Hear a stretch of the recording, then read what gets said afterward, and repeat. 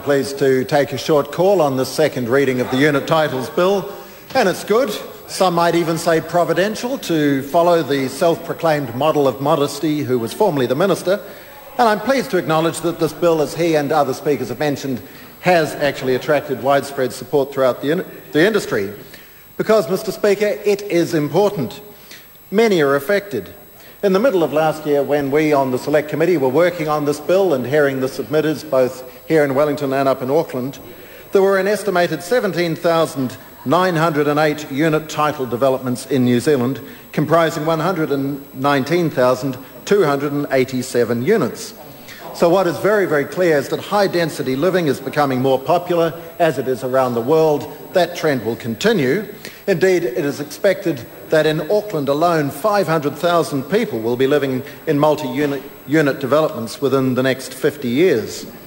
So, Mr. Speaker, I was intrigued a little earlier to hear Moana Maki begin by taunting this government that we are passing yet another Labour bill 15 months after the change of government.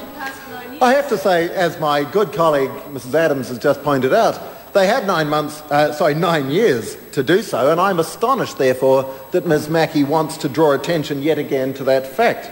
I've said it before, and I'll say it again.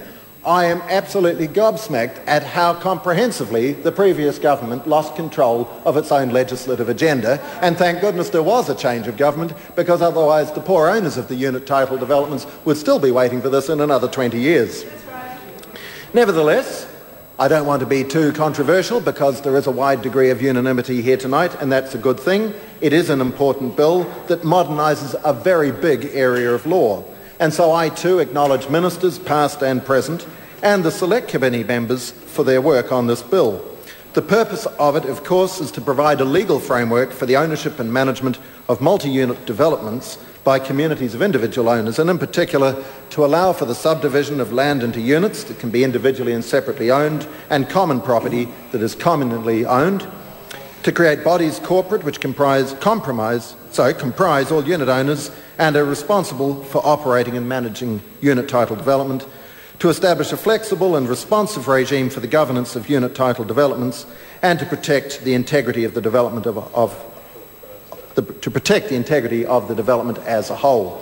So we heard, and we've heard again tonight, that a large number of problems had existed that made this a very important measure. These included issues with joint decision-making, building maintenance, financial management, governance of developments, information disclosure, consumer protection, dispute resolution, and so forth. They're all addressed in this bill.